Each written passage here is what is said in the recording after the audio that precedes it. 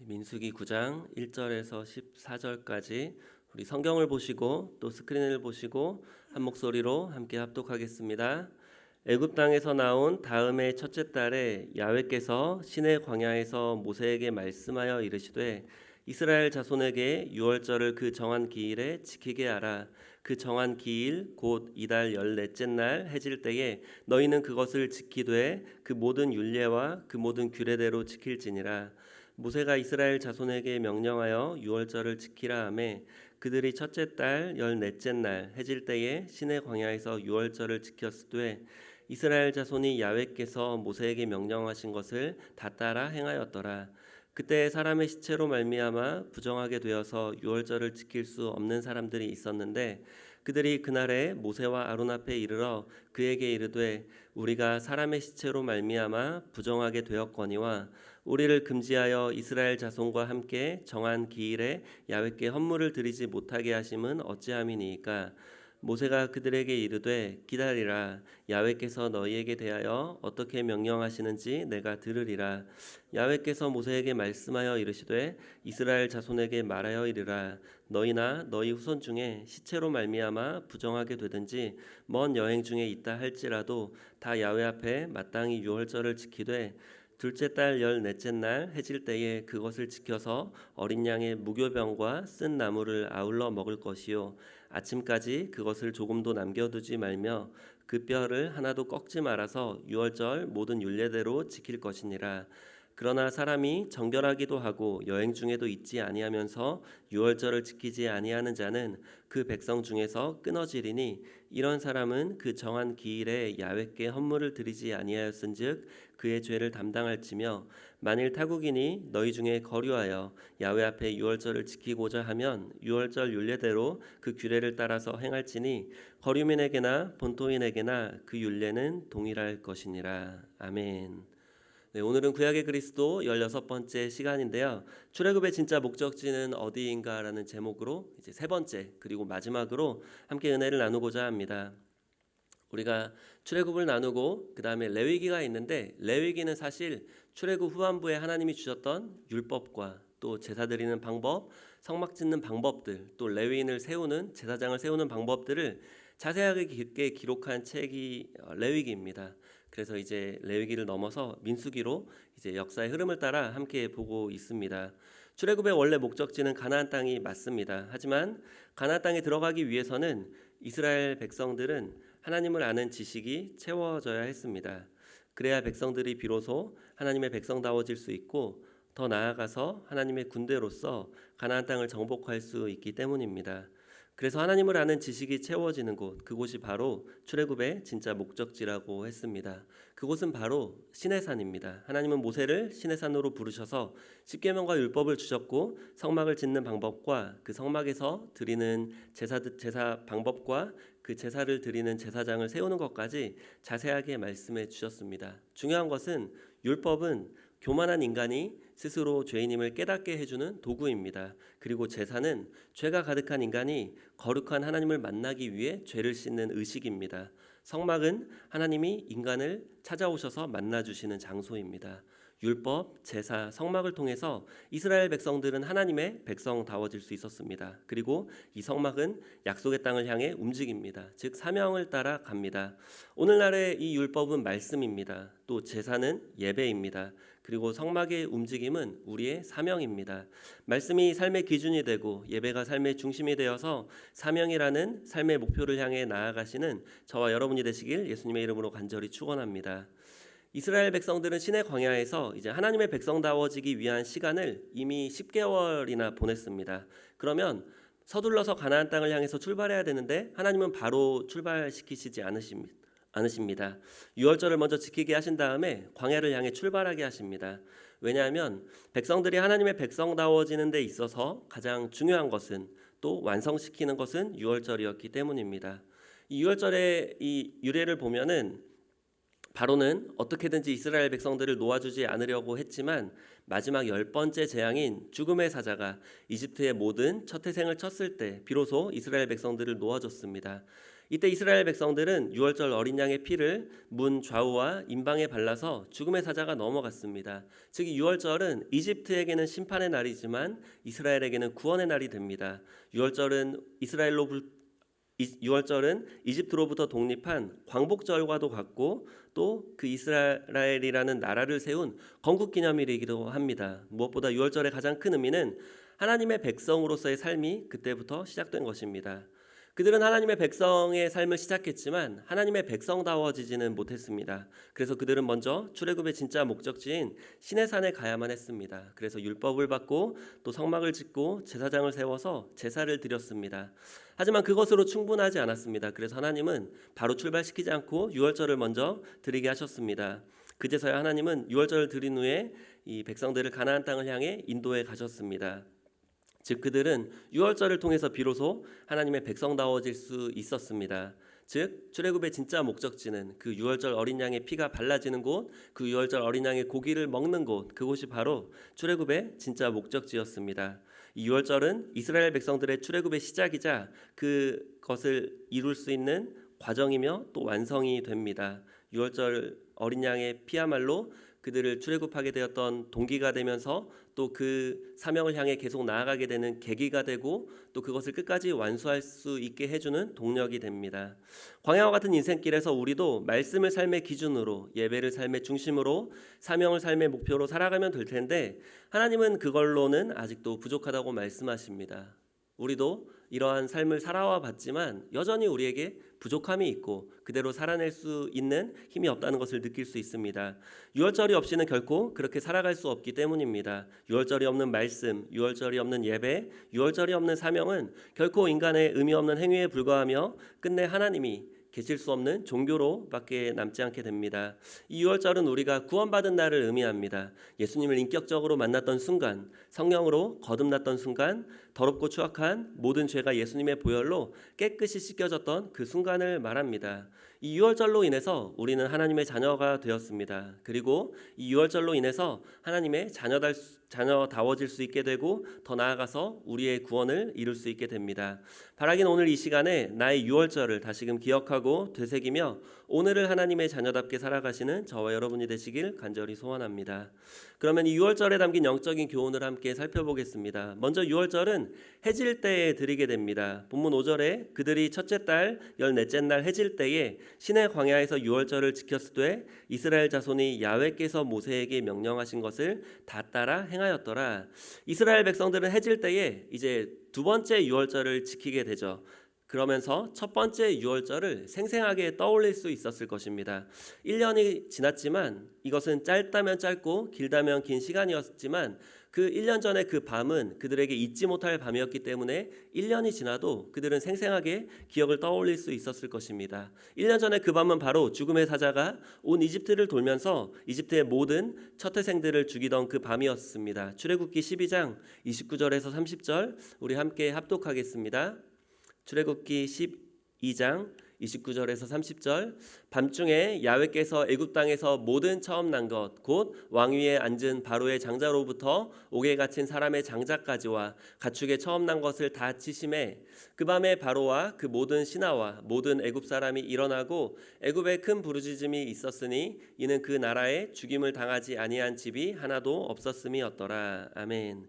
이스라엘 백성들은 유월절 규례를 따라 어린 양의 피를 문 임방과 좌우 설주에 뿌려놓고 집 안에서 어린 양을 먹고 있는 상황이었어요. 그런데 곳곳에서 이집트 사람들의 이제 부르짖음이 통곡 소리가 들려오기 시작합니다. 진짜 하나님이 말씀하셨던 대로 하나둘 죽어나가기 시작했던 거죠. 그 첫 태생이 죽었다는 것은 그들의 대표가 죽었다는 것을 의미하고 이집트 전체가 하나님에 의해서 심판받았다는 것을 의미합니다. 그러면서 그들은 그 집안에서 이제 유월절을 기념하면서 그 백성들은 나도 그 이집트 안에 있었기 때문에 죽었어야 되는데 라는 생각을 했을 것입니다. 사실 이집트 안에 있는 모든 첫태생들이 죽었다는 것, 그것은 모든 사람들이 죽었다는 것을 의미합니다. 그 말은 이집트 안에 있었던 이스라엘 백성들도 같이 죽었어야 되는 것을 의미합니다. 이것은 마치 세상 가운데 살아가지만 우리도 세상 가운데서 세상 사람들과 동일하게 하나님의 심판을 받고 지옥으로 가야 되는 것을 의미합니다. 그런데 그들은 유월절 어린 양의 피가 뿌려진 문을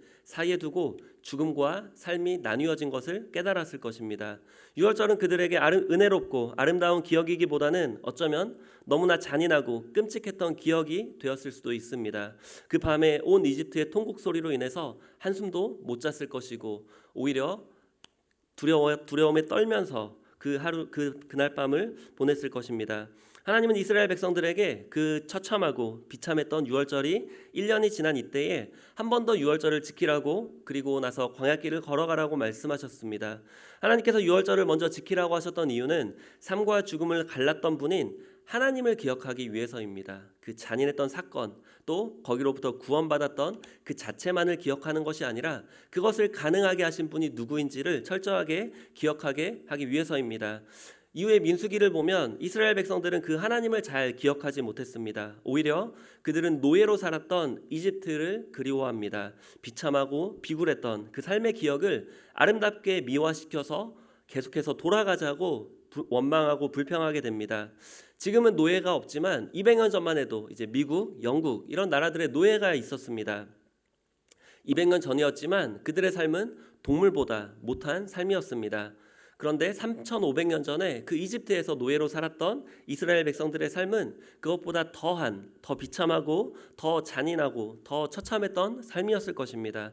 그런데 그들은 이집트를 그리워했고 또 이집트로 돌아가고 싶어 했습니다. 그게 바로 세상이 가진 힘이고 또 죄가 가진 힘입니다. 그들을 비참하고 또 비굴하게 만들고 죽음에까지 이르게 만드는 줄 알면서도 그들은 그 땅을 그리워하고 돌아가고 싶어 합니다. 마찬가지로 우리도 유월절에 사건으로 인해서 구원받고 이제 하나님의 백성으로서 자녀로서 살아갑니다. 하지만 여전히 그 이집트라는 세상은 또 그 죄는 우리를 끝까지 붙잡고 우리를 물고 다시금 돌아가게끔 자꾸만 만들곤 합니다. 그러한 죄의 굴레 또 세상으로 돌아가는 굴레를 끊어버리게 만드는 것이 바로 오늘 본문의 유월절입니다. 결국 하나님을 기억하지 못했던 그들은 하나님이 주신 약속도 잊어버리게 되었습니다. 약속의 땅을 향했던 그들의 여정은 곧 광야에서의 끝없는 방황으로 바뀌었습니다. 그래서 그 광야는 하나님의 사랑과 공급을 경험하는 곳이 아니라 원망과 불평하는 곳이 되었습니다. 전지전능하신 하나님을 의지하기보다는 메뚜기 같은 자기를 보며 비겁하고 비굴하게 되었습니다. 하나님의 약속을 선물로 받았지만 다 놓치게 되었죠. 또 하나님의 선택을 받았지만 하나님의 버림을 받게 됩니다. 애굽에서 새로운 삶을 향해 힘차게 출발했지만 광야에서 아무도 기억해 주지 않는 헛된 죽음으로 끝이 났습니다. 하나님의 크신 능력과 기적을 눈앞에서 체험한 가장 축복받은 세대였지만 그 축복이 한낮 봄날의 꿈으로 끝나버린 가장 저주받은 세대가 되었습니다. 이게 바로 하나님께서 이스라엘 백성들이 바로 출발하지 못하게 하시고 유월절을 먼저 기념하게 하신 이유입니다. 광야와 같은 인생길을 살아가는 우리에게도 하나님은 유월절을 기념하게 하십니다. 예수님의 보혈이 없는 말씀, 예수님의 보혈이 없는 예배, 예수님의 보혈이 없는 사명은 아무런 의미가 없습니다. 날마다 우리의 삶에 이 유월절이 있어야 됩니다. 우리가 모이는 예배, 또 우리가 살아가는 삶, 또 우리가 보는 말씀, 또 우리가 또 이루고자 하는 사명, 그 가운데 항상 예수님의 보혈이 이 유월절이 있어야 그것이 참된 하나님을 기억하게 되고 하나님의 뜻에 따라 우리가 살아갈 수 있게 됩니다. 무엇보다 유월절의 가장 중요한 의미는 바로 구속입니다. 우리 이사야서 43장 1절 함께 보겠습니다. 합독하겠습니다. 야곱아 너를 창조하신 야훼께서 지금 말씀하시느니라. 이스라엘아 너를 지으신 이가 말씀하시느니라. 너는 두려워하지 말라. 내가 너를 구속하였고 내가 너를 지명하여 불렀나니 너는 내 것이라. 우리가 생각하는 구원은 또 이 당시에 이스라엘 백성들이 생각했던 구원은 이집트의 노예에서 해방되어서 이제는 자유인이 되었다 이런 의미였죠. 내가 내 인생의 주인이다 이런 의미였어요. 하지만 하나님이 말씀하시는 구원은 구속입니다. 구속. 이 구속은 어떤 의미냐면 어떠한 이 노예를 파는 이 시장에서 어떤 불쌍해 보이는 노예가 있어요. 그래서 자비롭고 또 돈이 많은 이 부자가 이 노예를 돈을 주고 삽니다. 그러면 이 노예는 자유의 몸이 되는 겁니까? 아니면 새로운 주인을 만나는 겁니까? 새로운 주인을 만나는 거죠. 이게 바로 성경에서 말하는 구원의 의미이고 정확히 표현하자면 구속 또 대속 이렇게 표현합니다. 그러면 그 자비로운 부자에게 새로 구입된 이 노예는 그 자비로운 부자의 은혜에 감사하며 주인의 말을 더 잘 들어야 하겠죠. 이것이 이스라엘 백성들의 삶이고 바로 오늘날을 살아가는 우리들의 삶이 됩니다. 오늘을 살아가는 우리에게도 잊지 말아야 될 유월절의 참된 의미는 바로 이 구속입니다. 해방이 아니라 소유권이 이전된 것을 의미합니다. 우리가 우리의 삶을 주장할 수 있는 것이 아니라 하나님만이 우리를 구원하신, 또 우리를 구원하시기 위해서 예수님의 피값을 지불하신 하나님만이 우리의 삶을 주장하실 수 있다는 것입니다. 본문 9장 1절에서 5절에 보면 둘째 해, 출애굽한 지 둘째 해의 첫째 달 14일의 유월절을 지킵니다. 그런데 그 유월절에 지키지 못한 사람들이 나오는데 율법에 따라 유월절을 못 지킨 사람들이 있습니다. 6절에서 7절에 보시면 그때 사람의 시체로 말미암아 부정하게 되어서 유월절을 지킬 수 없는 사람들이 있었는데 그들이 그날에 모세와 아론 앞에 이르러 그에게 이르되 우리가 사람의 시체로 말미암아 부정하게 되었거니와 우리를 금지하여 이스라엘 자손과 함께 정한 기일에 야훼께 헌물을 드리지 못하게 하심은 어찌함이니까. 여기서 보면은 시체로 인해서 부정하게 된 사람들이 있습니다. 그들의 가족이 죽었거나 아니면 그 시체를 장사할 때 부정하게 된 사람들입니다. 그들은 율법적으로 유월절을 지킬 수 없었습니다. 그런데 그들은 유월절을 지킬 수 없다고 해서 이번엔 내가 유월절을 못 지키겠다고 포기하지 않았습니다. 모세와 아론에게 찾아가서 우리는 부정한데 이 유월절을 지킬 수 없는데 어떻게 지켜야 됩니까? 라고 모세를 찾아갑니다.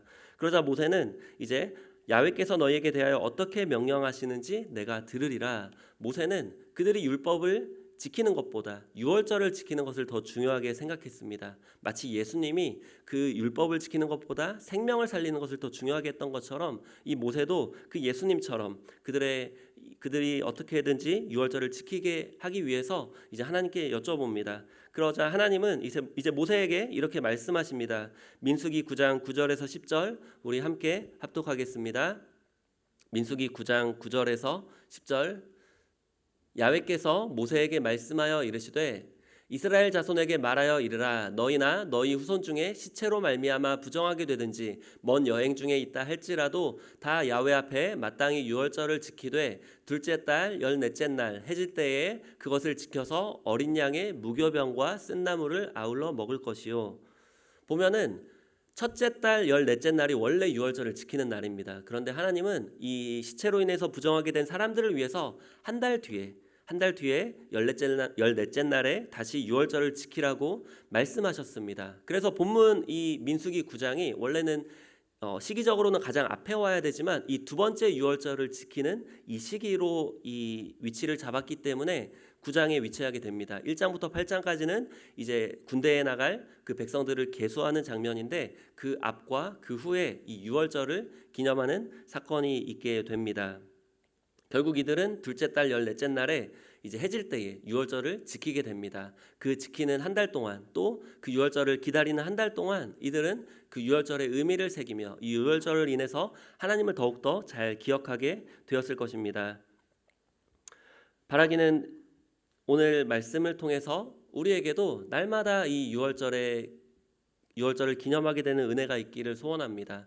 사실 우리가 거듭난 순간 또 예수님의 보혈로 우리의 모든 죄가 씻겼던 그 순간 여러분은 기억하실 것입니다. 여러분과 하나님은 그날이 언제인지 기억하실 거예요. 이스라엘 백성들도 출애굽이 언제였는지 기억하고 있었습니다. 하지만 그것이 한 번의 추억으로 끝나버리면 그것으로는 하나님의 백성으로서 또 사명을 끝까지 완수하는 삶을 살아갈 수가 없습니다. 마찬가지로 우리도 하나님이 우리를 처음 만나주셨던 날, 예수님이 나를 그 지옥의 불에서 구원해 주셨던 그날, 그 성령님이 나를 다시 한번 태어나게 하셨던 그날을 우리가 기억하고 기념하며 살아갈 때에 우리는 하루하루 말씀이 우리의 삶의 기준이 되고 또 예배가 우리의 삶의 중심이 되고 또 사명이 우리의 삶의 목표가 되는 삶을 살아갈 수가 있습니다. 바라기는 광야와 같은 인생길에서 날마다 이 유월절이 기념되어지고 이 유월절로 인해서 말씀이 삶의 기준이 되고 예배가 삶의 중심이 되고 사명이 삶의 목표가 되는 삶을 살아내시는 저와 여러분이 되시길 예수님의 이름으로 간절히 축원합니다.